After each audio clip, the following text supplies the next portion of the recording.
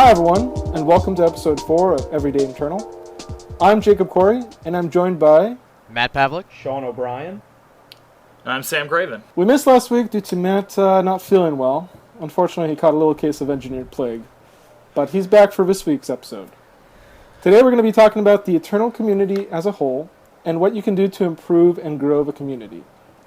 After that, we'll be going back to the previous topic, how to exploit some weaknesses in the metagame, and we're going to be talking about some specific cards that we think are underplayed at the moment. After a brief aside, we'll be going into one card in particular which we feel is strong, but not played right now due to people's fear of mistakes. That card, the always fun to discuss, Cabal Therapy. Let's get started. Matt, do you want to talk about Star City Philly results? Yeah, so the Star City results were from, I think, 2 weeks ago, because GP Miami was actually just this past weekend, so they didn't have any legacy going on. So if we take a look at the results, which I'm pulling up right now, first place was actually a Maverick deck, which I'm really surprised. I mean, not that Maverick is bad or anything, but, you know, hasn't been performing the last few months. It's great to see coming back, more of a junk build. Then we've got Reanimator, Charlotte's Bug, Rug Delver, Ant Bug, and our various flavors of Esper, along with Omnitel. So it's a pretty good slice of legacy at the moment. Sean? Yeah, I mean, we saw Maverick a little bit at Bazaar Moxen with the Aether Vial build. This particular flavor of Maverick, you might say, well, first of all, it's got a little bit of the dark tinge, and maybe a little extra anti-combo hate with 2 Mind Sensors main, or against decks with 8+ fetches. Being able to power out a second turn Mind Sensor off a Mana Dork could be a pretty backbreaking play in a field full of 10 fetch deck. So, I personally love that the finals featured Maverick against Reanimator. It's as though we took a step back into last summer. Just the 2 big decks duking it out against each other. And very happy to see Maverick have had won that exchange. Probably in no small part to Deathrite Shaman.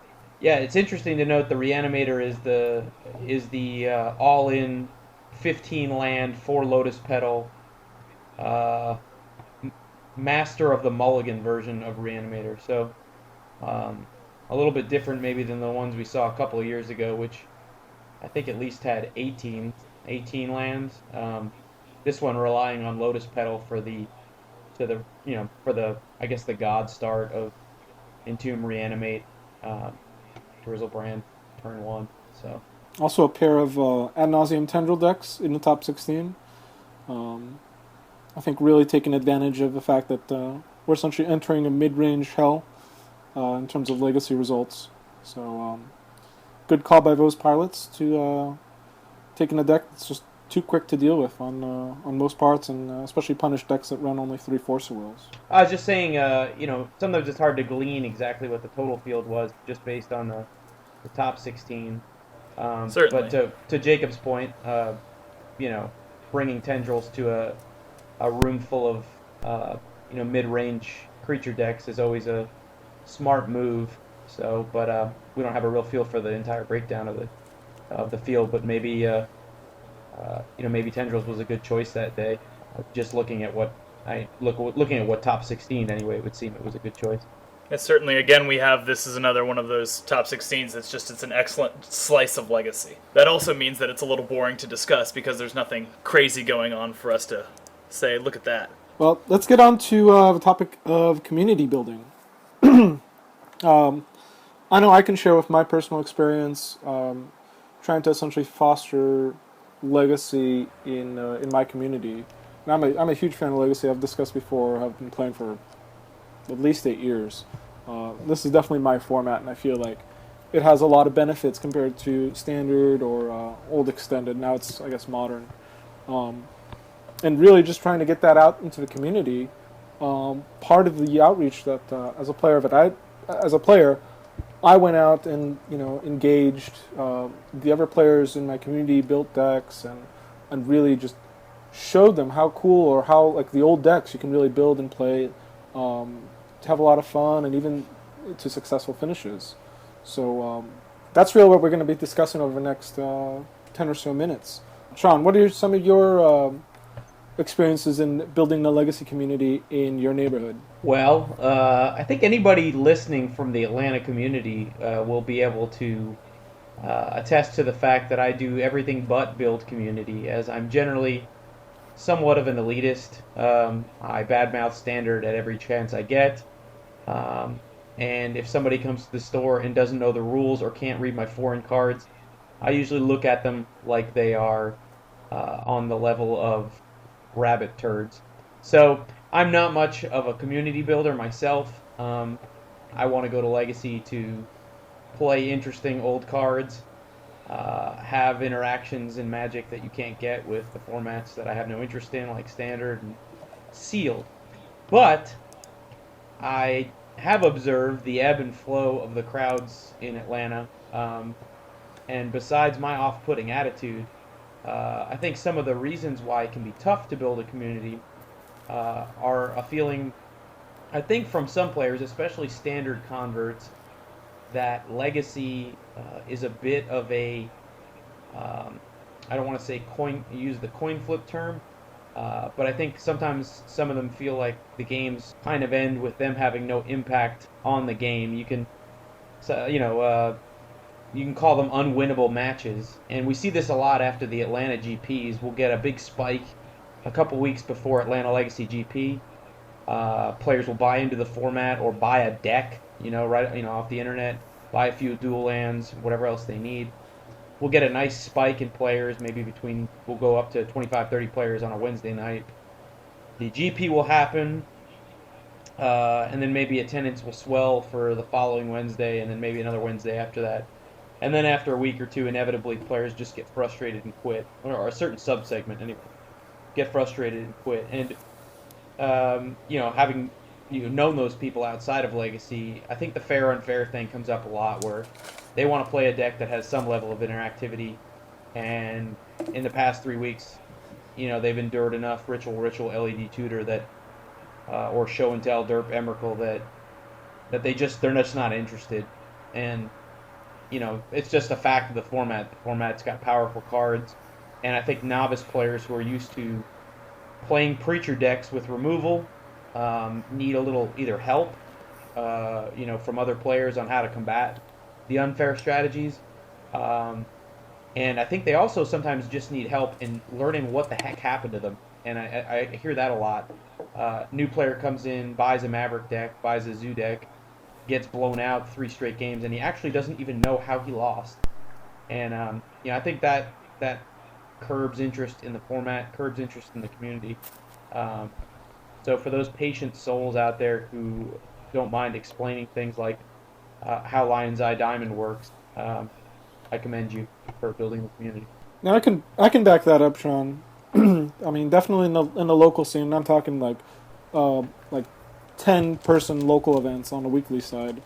We occasionally get people dropping into the store, and we introduce them really to Legacy, saying, hey, you have all these old cards you haven't played in 10 years.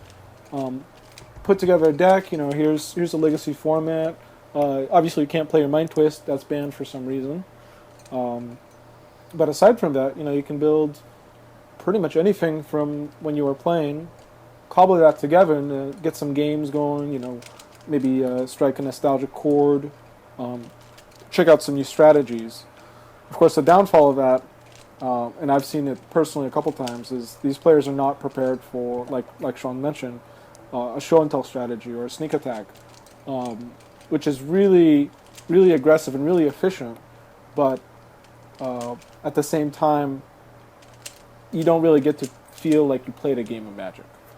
So one of the things that I usually try to do is to play a deck that punishes those strategies locally, and that may be like playing a elf combo deck, which isn't really in line, but you can tone it back down if you're playing against a new player and just play like an aggro strategy.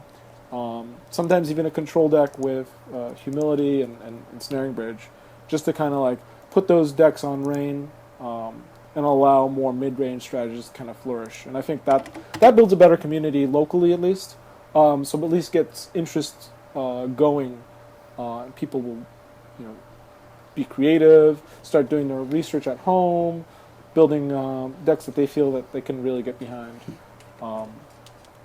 And Sam, maybe you want to talk about some ways they can kind of at least try out some of the decks, maybe like using proxies or lending out decks to players who don't have those cards. So actually, I think I'm gonna butt in first, in front of Sam. So the legacy community in Vancouver kind of died off a little bit after one of the major stores closed in about 2005, and for a couple of years, kind of stores were trying to build it up, but because of the way the city is laid out, it's kind of hard to get from one end to the other very efficiently at rush hour when most of these legacy tournaments are taking place. So I think what you have to do is try to concentrate on a store or moving around stores where you're going to have easy access for players to get to and at a good time. I've noticed a lot of legacy players are a little bit older, have more responsibilities. A lot of them work. So, I mean, if you're trying to get people into the group, younger or older, having it at a good time is really key, and having a good location. Lending cards and decks is also a huge factor. So if you're an established legacy player trying to grow a community, lend out decks, lend out cards to people. Get these people into the format by playing a deck and have them go, wow, this is an amazing format, look what I can do. I think having them enter the format with their little dirtily casual deck and then they go get stomped at the local legacy, that's not really going to encourage people to join. I mean, at least I remember starting off bringing my casual burn deck to my first legacy tournament and just getting absolutely stomped by, like, Survival of the Fittest and Mana Drains everywhere and World Gorger Dragons. It was just, like, that wasn't where I wanted to be, so I built a Survival of the Fittest deck. Now, not everybody is going to have their own power to kind of go out and say, hey, I'm going to go build this deck. So giving them a deck to kind of start with, even if it's a meta deck, like somebody was saying before, something that's really good in your local community. Say it's even just like Blood Moon deck. Just having them something that they can win with is nice, is going to make them feel good and want them to get into the format. This is not to say that you should go easy on them, but easing them into it is not a bad idea either. Also, too, what I try to do is encourage, if you have extra staples, try and get them out into your local community instead of like selling them off to whatever random store. You know, trade them to players that are just starting out, or host tournaments where you have staples as prizes. A lot of these cards are a little bit cost prohibitive for some of the younger folks to get into. You know, having a Tundra as a prize might not mean much for you, but for somebody who is, you know, just starting out, maybe in high school, doesn't have a job, whatever, you know, that can mean the world to them. So just, you know, making sure you provide a good atmosphere, having convenient times, convenient locations, you know, being consistent and lending out cards, those are all huge, at least in my opinion. Sam? I definitely agree with you on all those points. I'll just kind of just do a little rewind, go back through this one by one. You mentioned good times and good locations. That's, of course, very important. I think what that breaks down to more specifically is really having someone, a tournament organizer basically, who is willing to foster a legacy crowd. And as an example of some that are and aren't, in my local legacy community here in Houston, the tournaments are whenever we want them to be. If the store is open, the guy who owns the store is willing to fire a legacy 8-man at any time. On the opposite side, where I just left, and I won't mention it because I don't want to badmouth any stores, all of the legacy events, there were several stores, every legacy event was on a weekday night, and all of them had terrible prizes, and it's the kind of thing where I'm not really going to want to go to your legacy tournament that's going to end at 11 p.m. on a work night when you're giving out standard packs. So again, it's really helpful if you can foster community, not just in terms of time and location, but also things like almost you feel unwanted, and it's nice if you can have somebody who can help bring everybody together with something, whether that's better prizes, whether that's better times, all of those kind of things all together. You mentioned card availability, which is another really big thing. I know in every Legacy event that I've played in, somebody's been borrowing cards. It's always been a big thing in every Legacy community I've been in, that people are borrowing cards. And I just I feel it's the pimpest thing I've bought yet for Magic. I got my second set of Forces and Wastelands, which means that now at any time, I have 2 decks built, which means if we only have 7 people, we can say, hey, who wants to play Legacy? You've got a deck already ready. And that's something that we found, at least in our local meta, has brought a lot of people in, people who wouldn't have played before. Sometimes they won't buy in, they won't buy a deck. But if you're willing to loan them a deck, they'll come and play every week.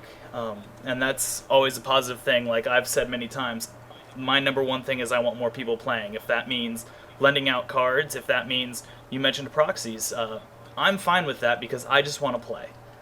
I know somebody like Sean might not be as fine with that because, he wants everything to look good. But to me, it's all about getting to play. So if that's one more avenue to get to play, then that's great.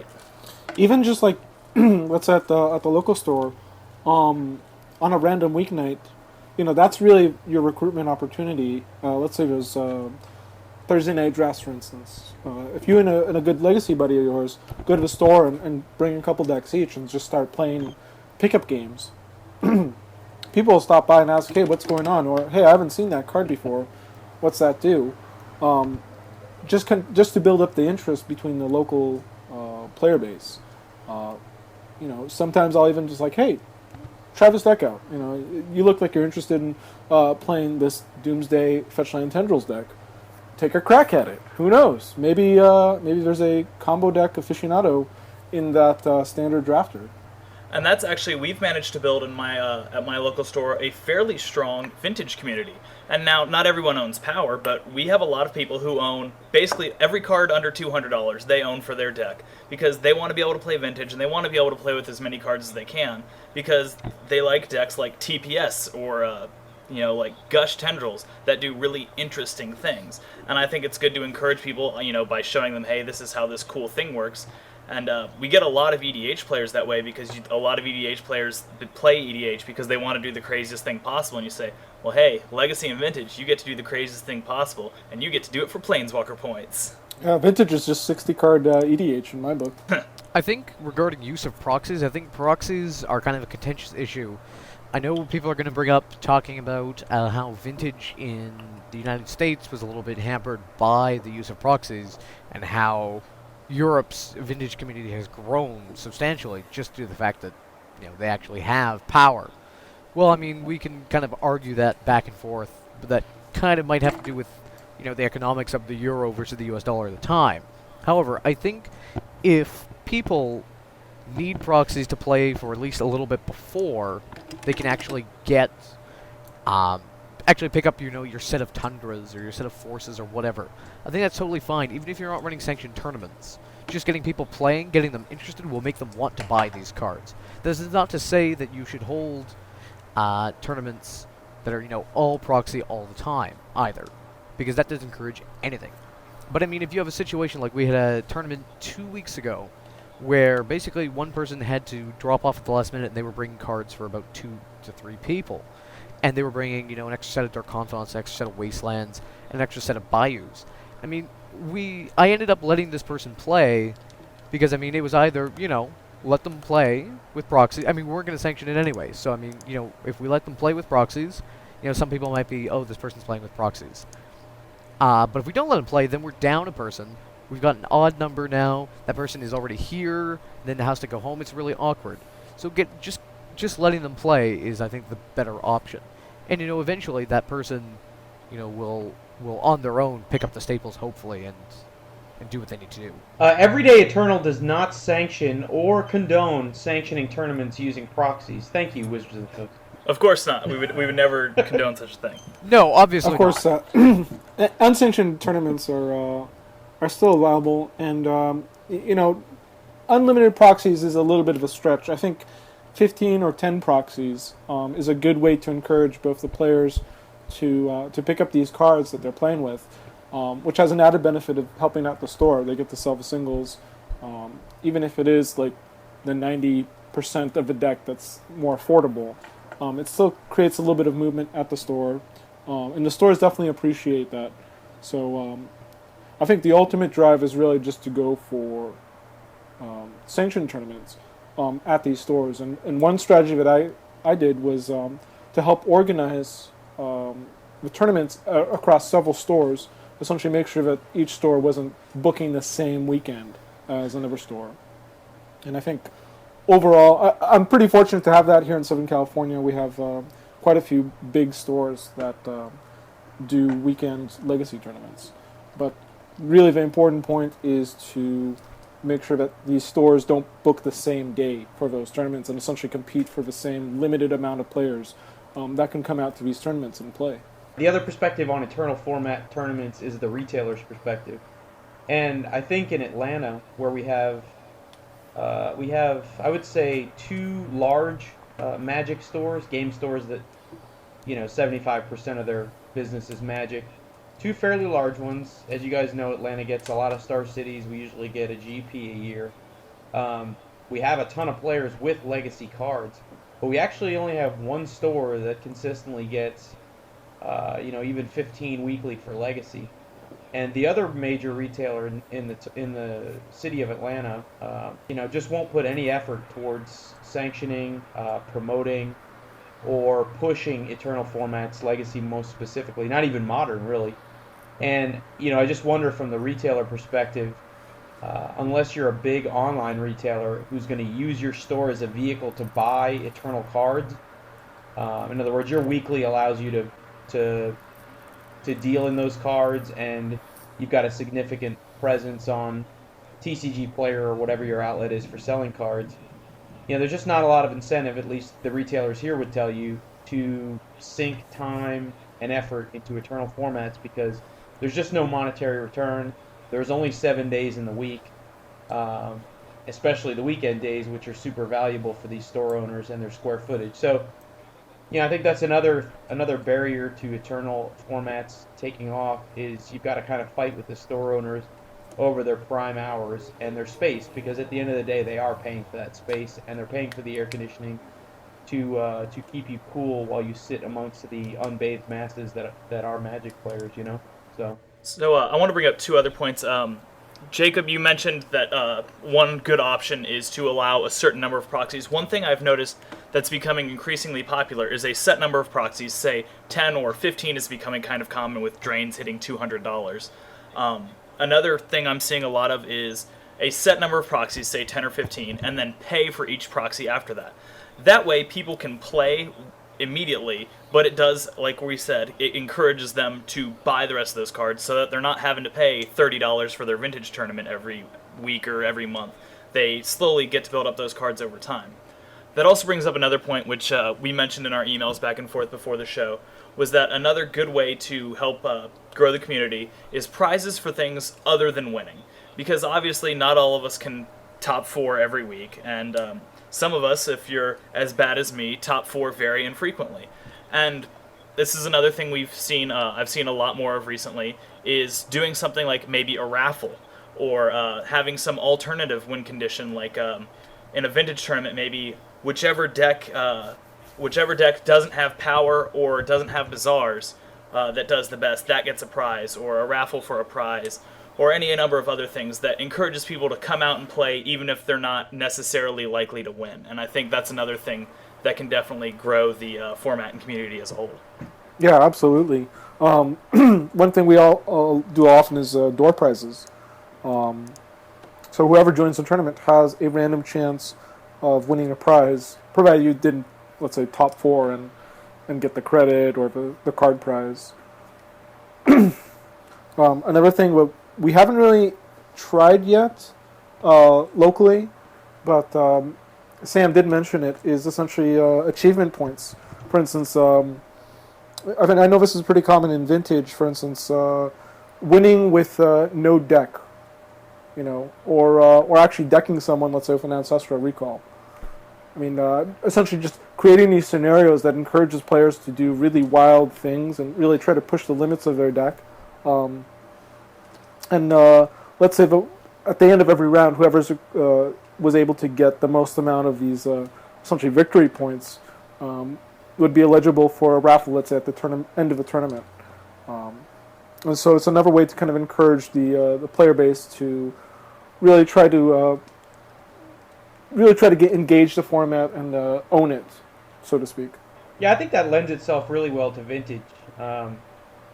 In Legacy, I also think when you start introducing proxies in Legacy, which I've seen, maybe I'm wrong, but I think you're going to turn away as many people as you're going to encourage to come. So your diehards are going to turn their nose up at it, and your So you may lose as many people as you're going to gain. I mean, I would say a third of the people at our store enjoy just the aesthetics of Legacy, just playing with powerful cards. I don't want to sit across from somebody with Force of Will scribbled on planes. It's just not Magic to me. But I'm an elitist snob. And that's definitely something you have to weigh with your individual metagames. Some groups are more forgiving of that than others. And it's something, again, like I've said, you really want to do whatever your Legacy community wants in terms of like times and locations.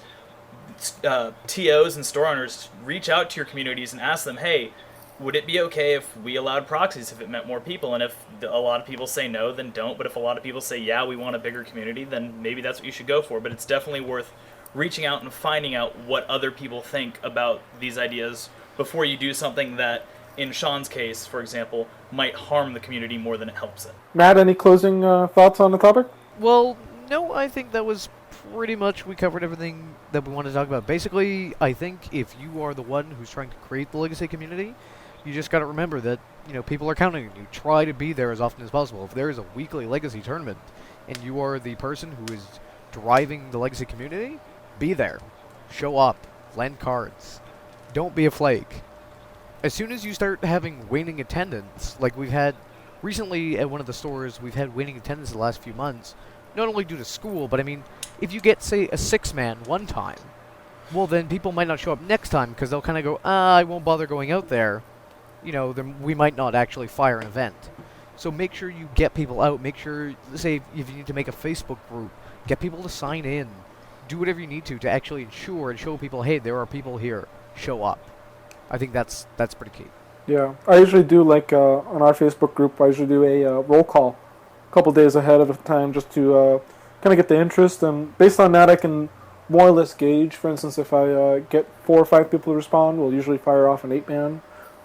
If I only get 2 or 3, I still show up, provided my schedule allows it. And, we may not get a full 8-man going, but at least play a couple games, get some practice in, encourage people to come out for the next time.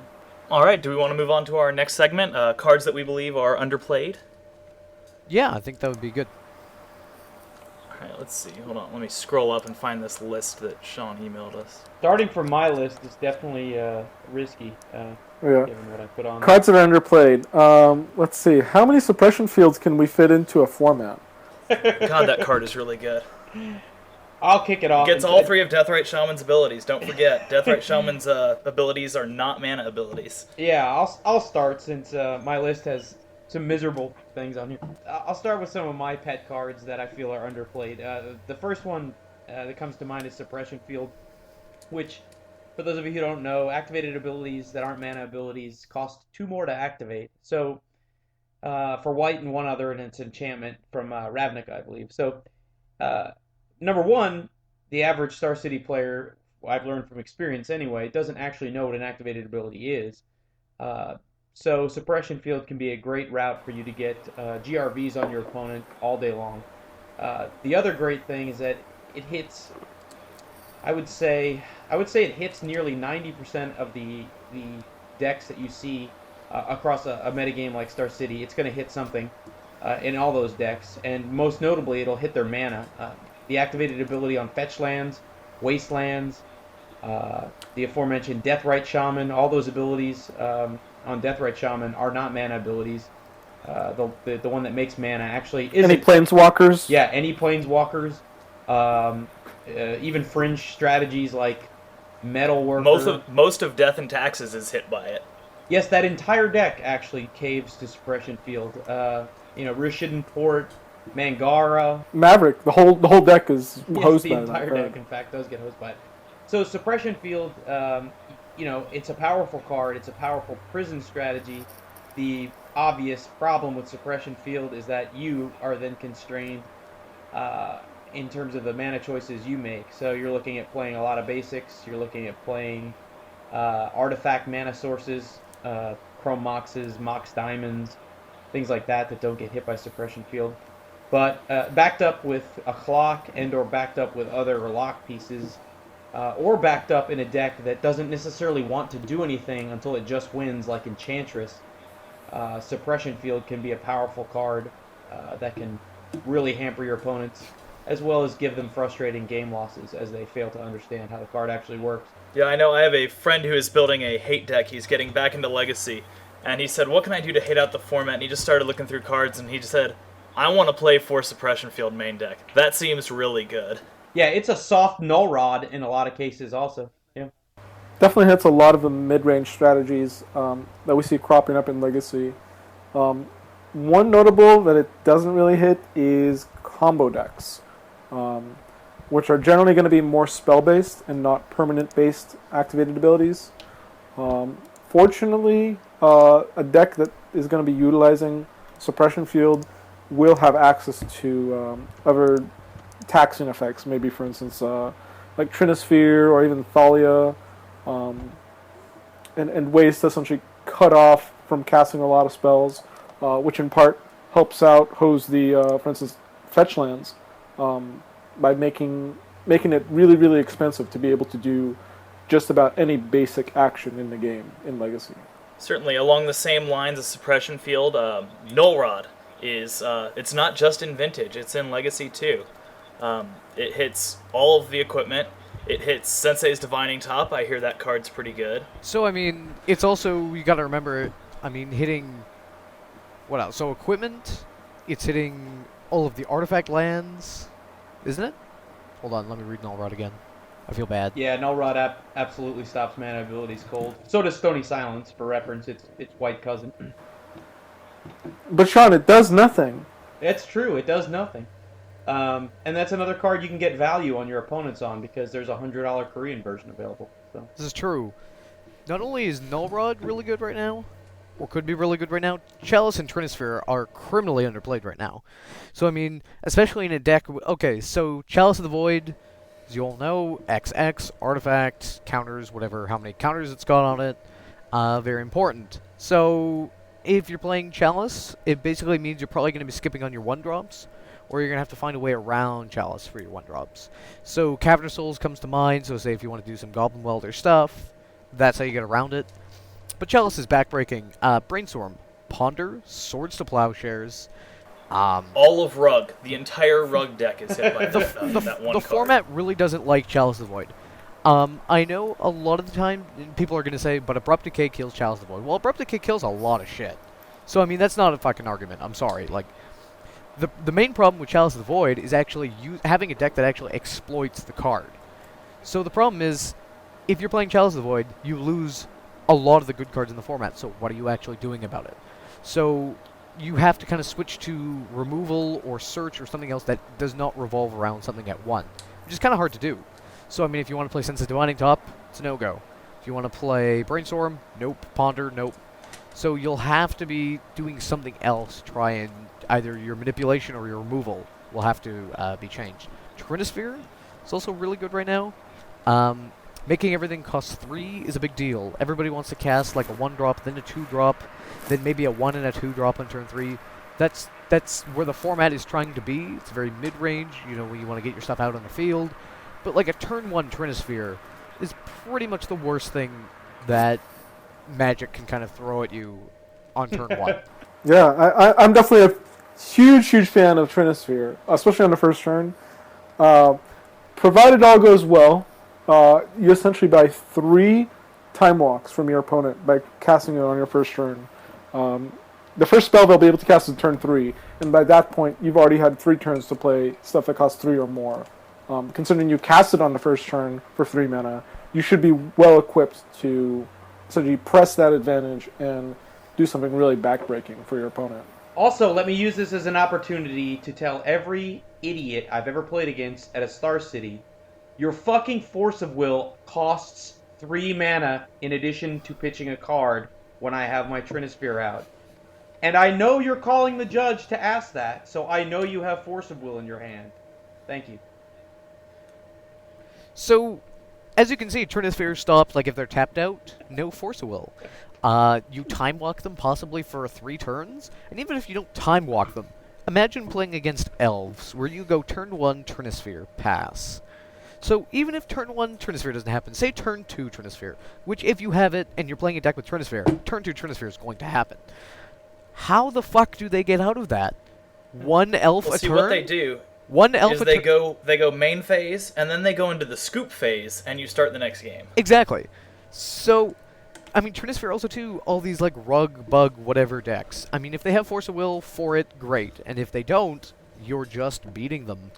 All the Storm combo decks that are running around, preying on the mid-range, it's really hard to beat a Trinisphere. Especially if you're coupling it with Chalice on, say, 1. Like, their Chain of Vapors suddenly turn into, fuck, this card does nothing Vapors. So, Trinisphere, Chalice of Void, good cards. The question is, what deck do you put it in? Mud, some sort of stacks deck, might not be too bad right now. I think a red-white Moon stacks deck would be interesting. Ooh. Chalice, Magus the Moon, Blood Moon, Trinisphere, Suppression Field. And basically, after that, it doesn't matter. If your opponent is either locked down by any one of those lock pieces, it doesn't really matter what you're doing. Yeah, you could even win with Cough of the Hammer at that point. Yeah, or Lodestone Golems, like... God, I love Cough of the Hammer. So I have a friend right now who's getting back into Legacy. He hasn't played in several years, and he decided he was going to build Mud, which is what all of the cards we've named thus far go into. And he was asking me to go over some strategy with him, things like that. And he said, so Chalice of the Void obviously is really good. And I said, yeah. And he said, so if I don't know what I'm playing against, should I still play it? And I was like, you mean turn 1? He said, yeah. I said, yeah, if you have no idea what you're playing against, turn 1 Chalice of the Void at 1, absolutely a perfectly fine play. Yeah, absolutely. I mean, it shuts down... Legacy is all about efficient spells. So if you're able to shut down the 1-mana drop, you're getting miles ahead from your opponent. Partly because your deck is really set up to be able to take advantage of not running the 1-drops. Most Legacy decks, on the opposite side, are really gunning for that 1cc slot. So you definitely see it with Rug. Like, the entire deck is 1-drops. But even some of the aggro decks, like Deathrite Shaman decks, they have Brainstorm, Deathrite Shaman, Swords to Plowshares, discard on the 1cc. It's really going to just make such a big impact on the game. And now we're going to move on to cards that will also be a little bit more playable after the rules change in about 2 weeks' time.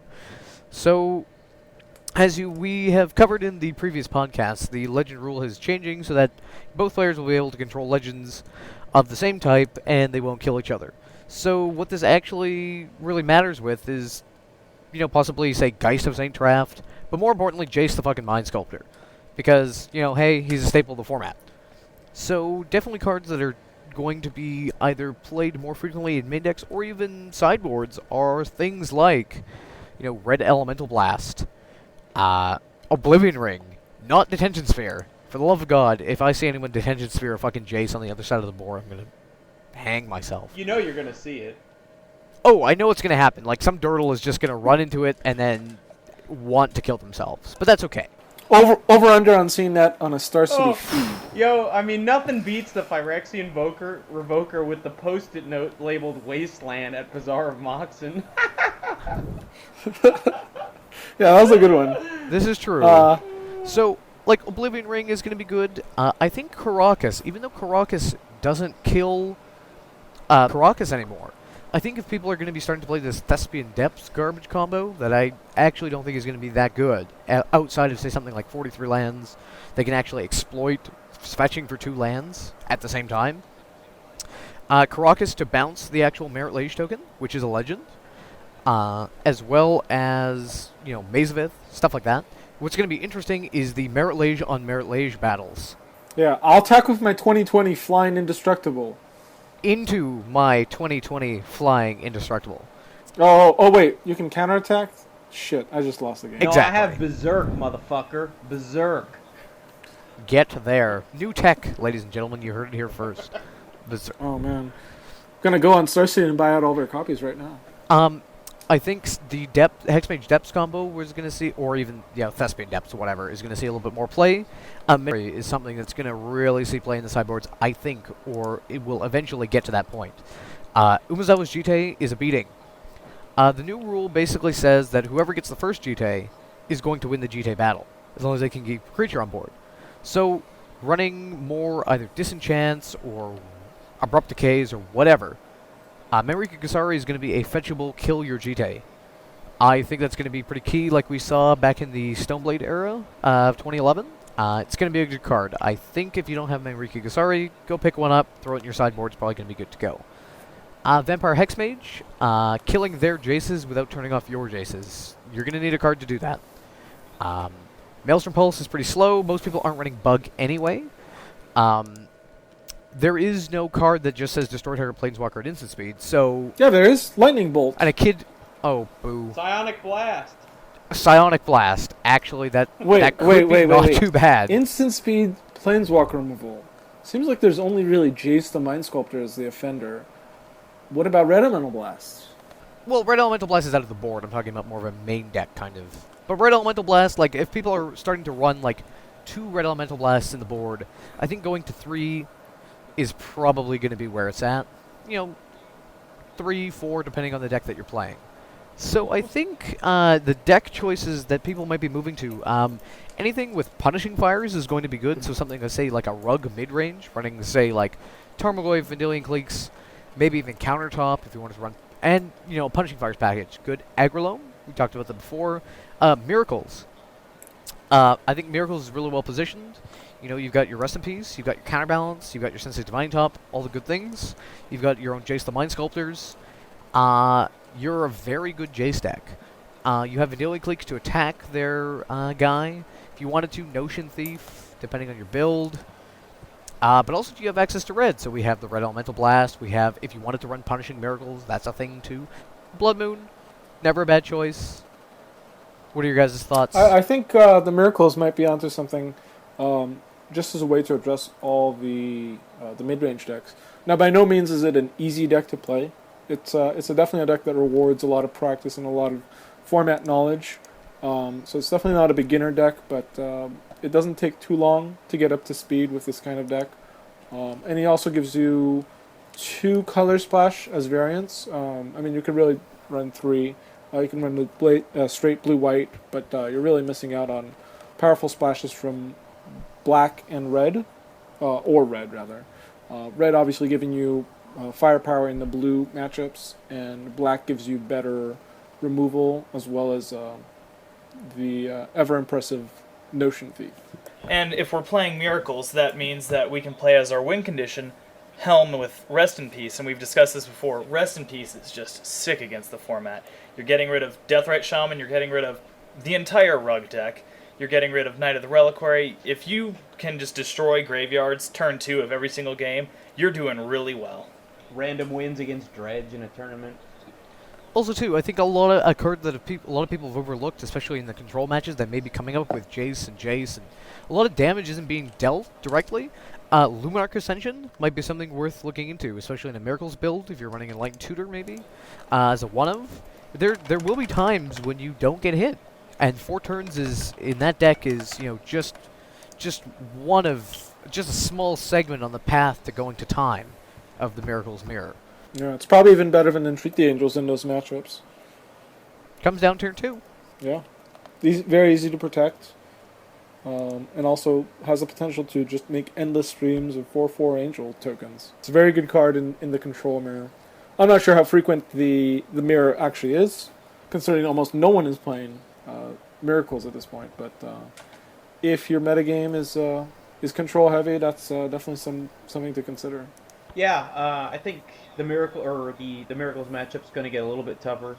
I think also the power of Click kind of goes through the roof now, as they can use it as a better control card, and they can go all the way up to 4. So that's going to be pretty tough to beat.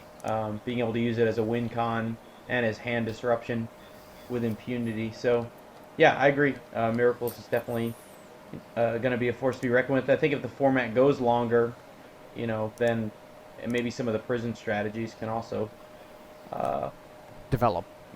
Develop a little bit more. Yeah, things like Armageddon. If the game's going to go 7 or 8 turns, a card like Armageddon is essentially game over for a Miracles deck that's going to play its lands out. And it wants to play 6 to 7 lands out. So one card that I've recently got reintroduced to, and this was scouring the elf forms, and it turns out there's a green creature that acts as Armageddon.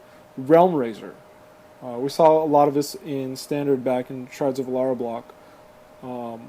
It being a green creature is actually very, very important for Green Sun Zenith or Natural Order, and has the added effect of effectively Armageddon. I think one of the best ways to attack known metagames or even known strategies to play off-the-wall cards that provide a huge impact to the board.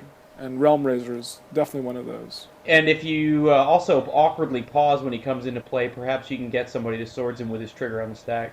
I was going for those angles. So that would remove their lands indefinitely, would it not? It's a trick I've used with Tide Hollow Sculler to great effect over the years at various events in Star Cities. You play the Sculler, and you very, very, very calmly and clearly put the trigger on the stack, and using your index finger in an upward pointing fashion, point at your opponent and say, "Targeting you."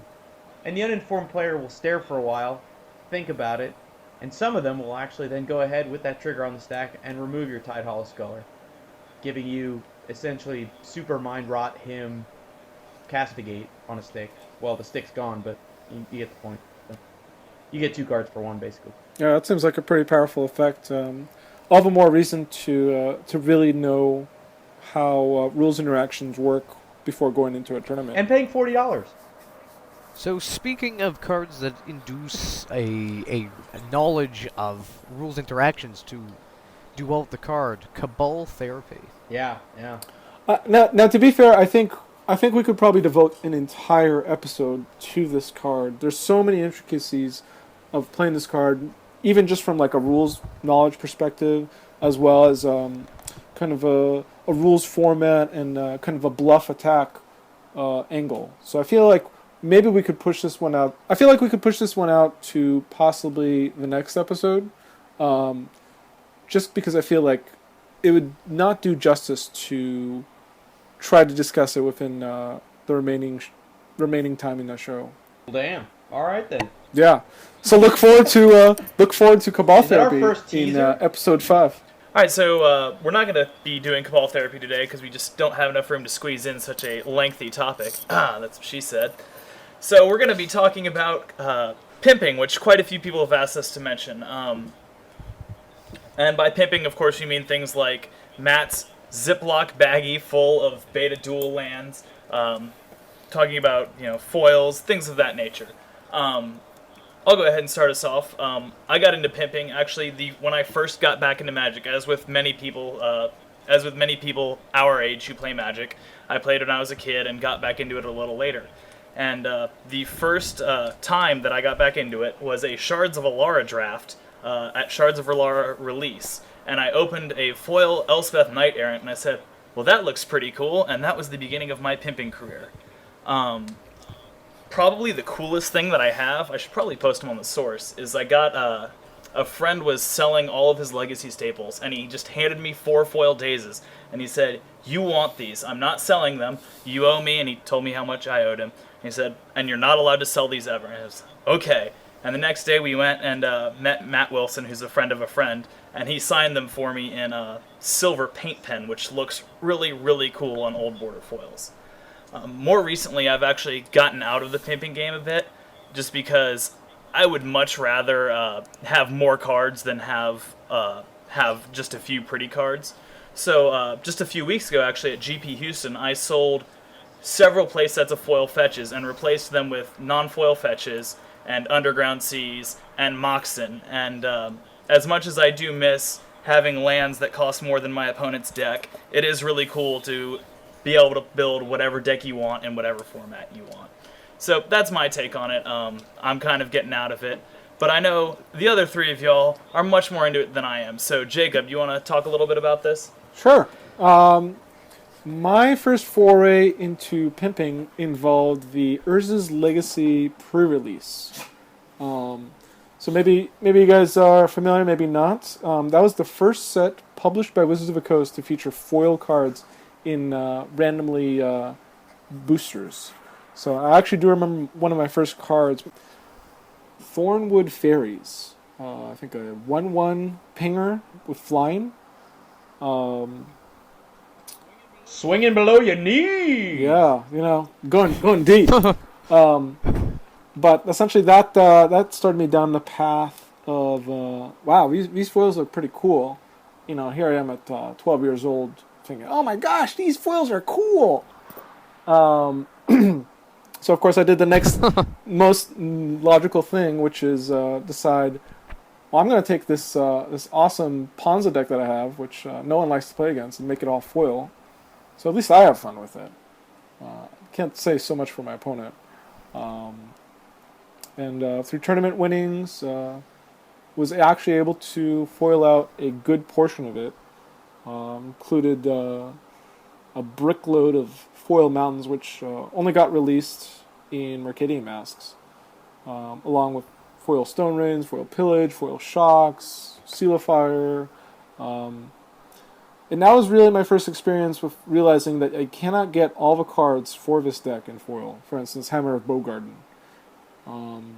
And that really set the trend for me later down the line, realizing that, you know, there's some decks, especially like the good decks, you won't be able to completely foil out. So at that point, I decided to stop in my tracks and switch gears.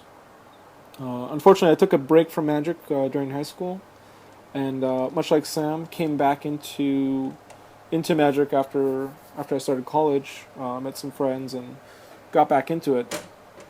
And as part of that, I was scourging through eBay, looking for some interesting cards, and I came across a couple boxes of Korean starter decks. And I thought, well, that's kind of interesting, and the price was right. And decided to, splurge a little bit, realizing that I could probably get some Mishra's Factories and Storage Plowshares and Lightning Bolts.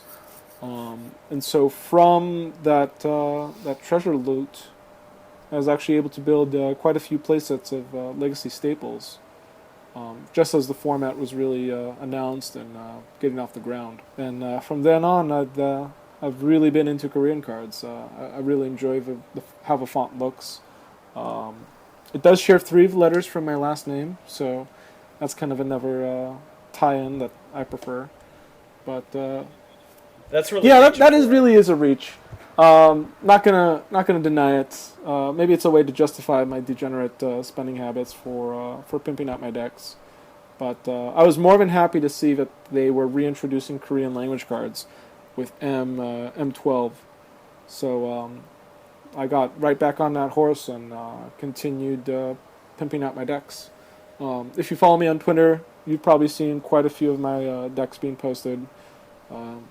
Usually like to snap a photo of what I'm playing this week and throw it up there. And for the better part, it's going to be as pimp as I can manage to get it. Sean, how about I'm going to popcorn to you. I know you're a big fan of black bordering and foreign language, so why don't you share with some of your conquests? Yeah, well, I got my first exposure to Magic during winter break of my senior year in high school, so that's to tell you how fucking old I am. That's like December of 1993. You're an old man. So...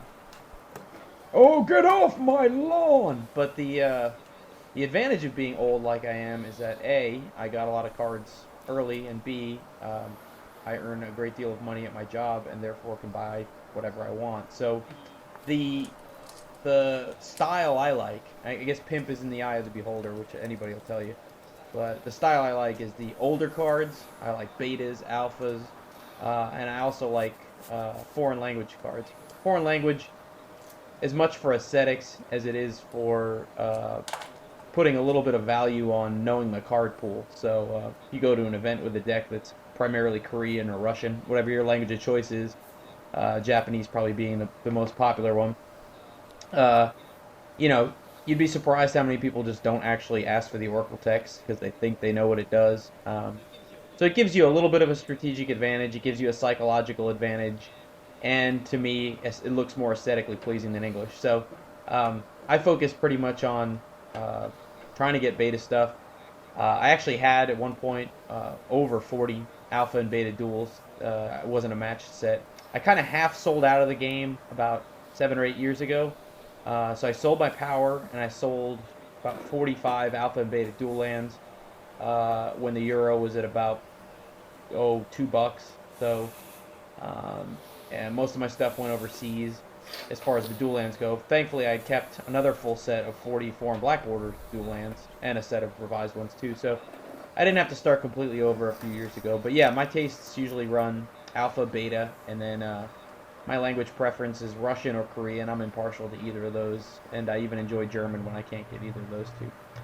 And yeah, that's about it for my pimping. I will not play, any white border card that isn't from Portal 3 Kingdoms or Starter. I'll just not play that deck, pretty much. So that's how firm I am on it. Because winning in style is the most important. It's more important than actually winning, as well as frustrating your opponents by having cards they can't read. So I kind of got started in the pimp game probably about 5 years ago or so. Started finishing up my revised dual land playsets. I managed to finish 2 of them. And I got to the point where I was kind of sitting there with a bunch of cards and extra staples going, well, I could put all my decks together at once, which was fine, but I wasn't using a lot of the cards, and it was costing a lot of money to buy doubles of everything. So at that point, I kind of sold about, a good portion of my stock, and I started buying into, like, if I needed an alpha or beta copy of something, I would do that, or English Legends, or what have you. I started to black border out my decks. Then, kind of as time progressed, I was starting to complete my beta set, and eventually, about 2.5 years ago, I finally ended up finishing a non-powered set, because I knew that the power wasn't really a big deal. It was just more of an issue of money rather than finding all the other rares in good condition was actually the tough part. So I was kind of sitting there, and at the point that I actually quite recently gotten a job, and I kind of said, well, what am I actually going to do? I mean, I needed one of each beta duel anyway to go, finish my non-powered set. So what am I actually going to do? What am I going to start collecting next?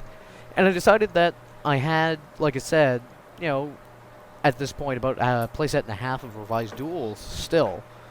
So what am I going to do? So I decided to, slowly, but assuredly, sell off some of my revised duels, some of my other stuff again, which I had accumulated doubles, and start investing in completing a beta dual land playset, which is still ongoing, unfortunately. To be honest, I find pimping more of an adventure. Like, finding the cards is, most of the fun is finding them. Playing with them is nice, but I like the hunt of, like, making the deal, or, like, having to track down a guy in, like, rural Portugal who has this card at the right price. Like, that's more interesting to me, and meeting people and... Are you sure you're not talking about heroin? Black tar heroin, that's exactly what I'm talking... No. But basically finding those cards, and especially at the right price. Like, I mean, pimping ain't easy.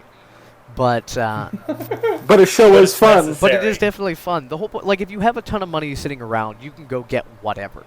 But say doing it on a budget, like, I will only decide to pay $400 for a Beta Bayou that is in reasonably good shape. And then going out and finding someone that has it for the right price, I find that more interesting. I mean, if you have enough money, you can just go buy whatever you want. It doesn't matter. People, women, children, cardboard, cars, whatever, jewelry, it doesn't matter. But So you're the pimp that basically can take kind of the road apple older hooker who's got a few warts, might have C-section herpes or scar. whatever. Yeah, and you can still, you get the most value out of that. Yeah, that's your brand of pimping. Yeah, and I just really like having, or the best art was also a big thing of mine. What's the nicest art? Well, personally, like, a lot of people really, really ride me on the forums for having Ice Age Swords to Plowshares, because it's not beta. Yeah. But, to be honest, I kind of prefer the art of one of them. Whatever. The point is, it's quite... Yeah, as long as it's old frame, I'm happy with it. Exactly. But now, fun fact to make you feel old. Old frames and new frames have been around for the same amount of time. Wow. Yeah, I'm Indeed. an old fucker. Yeah. So, Can we get, like, super retro frames? Like, I've seen a couple altars on the Jace the Mind... on Twitter. Yeah, both Jace. I've also seen, like, Blightsteel Colossus in an actual brown border. Yeah. And that just looks fly. I'm ready to drop down to, like, any altarist who can actually make that happen while keeping the card tournament legal. For sure. But I think, like, pimping is a really nice game, not only because you get to, have fun with your cards, you get to, foreign languages, especially into the Russian, because a lot of my friends were doing Japanese, and, I want to be different, so getting the Russian cards is kind of interesting and fun. But also, too, like, if you have regular staples and you suddenly start getting into pimping, those are all those English copies that you can go trade away to friends or whatever, so you can get more people into Legacy. So, not only is pimping, good for us, it's also good for the community in general that you're in. What do you guys think? Yeah, that's a stretch. Okay, Yeah, well, I pretty much bored I do myself. agree that the I think it adventure just of might be finding you, Matt. cards is really, really fun. I guess I shouldn't publish this until after the auction closes. There is a Black Lotus on eBay right now. Whoa. Hold on. I might be buying that, so don't spill the beans yet. Are you talking about the one that's covered in paint? Oh, no. Go right ahead. Carry on. There's Carry a on. Black As long as Lotus it's not the on, Lotus I'm trying to bid on, carry on. There's a Black Lotus on eBay right now. It's a real unlimited Lotus that is just, it looks like somebody poured acrylic paint onto it. And it's like stripes of white, blue, black, red, green. And in the text box, it says, tap and sacrifice Black Lotus, learn that you can't paint. Wow. And oh me, my god. it is tournament legal. Because it's a real Black Lotus. And you know what? If I can get that for $100, that's worth it to me. And I have a funny story, and I have a funny looking Black Lotus. And that's like you said, I think that it's really fun to have these adventures where you're trying to find these cards at cheap prices, even if sometimes you end up with things like a Black Lotus that says learn you can't paint. So I think on that note, I don't think we'll be able to cap that. Thanks everyone for tuning in this week. Be on the lookout for a dissertation on Cabal therapy in the upcoming episode. And Hey, maybe we'll do some challenges, like, here's what you're on, here's what's in your hand, and here's what you think your opponent's on. Let's just say they put a Flooded Strand into play and pass the turn, that kind of thing. We can do some Cabal therapy challenge. I like that. Let's on that note, let's turn around to the listeners. Shoot us some scenarios, and we'd be happy to discuss them, try to figure them out, maybe reason through them, make our best suggestion at what the best play with Cabal therapy against a certain opening. Also, I think what we're going to do is we're going to provide some of the links. We were talking about a few decks, like we were talking about proposed builds of, say, Miracles or whatever. We're just going to put some possible starting deck lists in the description, and you guys can run with them, see what you think, or work on them, whatever. Again, thanks for listening, and I'm Jacob Corey, signing off. I'm Matt Pavlik. Sean O'Brien. I'm Sam Craven. Send us your feedback, including any ideas you've got for potential scenarios with Cabal therapy, to our Twitter @EternalMTG, or to our email address everydayeternalcast@gmail.com.